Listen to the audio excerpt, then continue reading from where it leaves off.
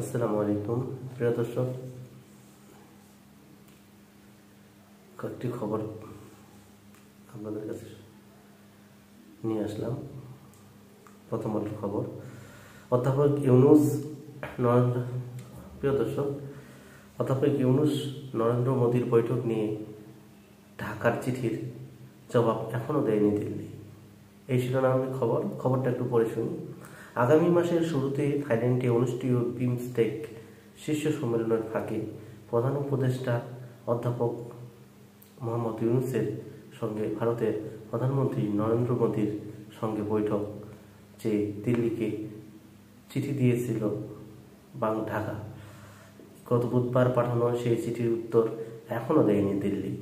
আর বরাবর আজ রোববার পররাষ্ট্র মন্ত্রণালয়ের সাংবাদিকদের প্রশ্নের উত্তরে পররাষ্ট্র উপদেষ্টা তৌহিদ হোসেন কথা জানান।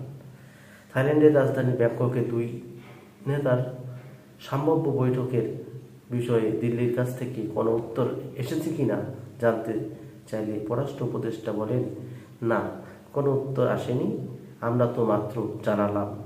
আগামী 2 থেকে 4 এপ্রিল ব্যাংককে বঙ্গোপসাগরীয় দেশগুলোর আঞ্চলিক সহযোগিতা জোটের বিমস্টেক শীর্ষ সম্মেলন অনুষ্ঠিত হবে। এই সম্মেলনে বাংলাদেশের প্রধান উপদেষ্টা ও ভারতের প্রধানমন্ত্রীর যোগ দেওয়ার কথা রয়েছে।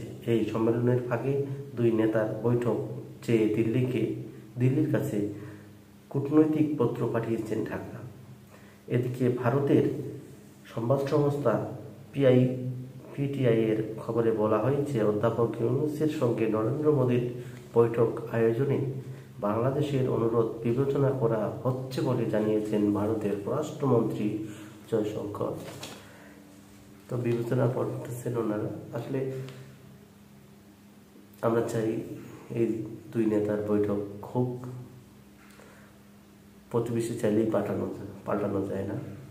দুই দেশ পাশাপাশি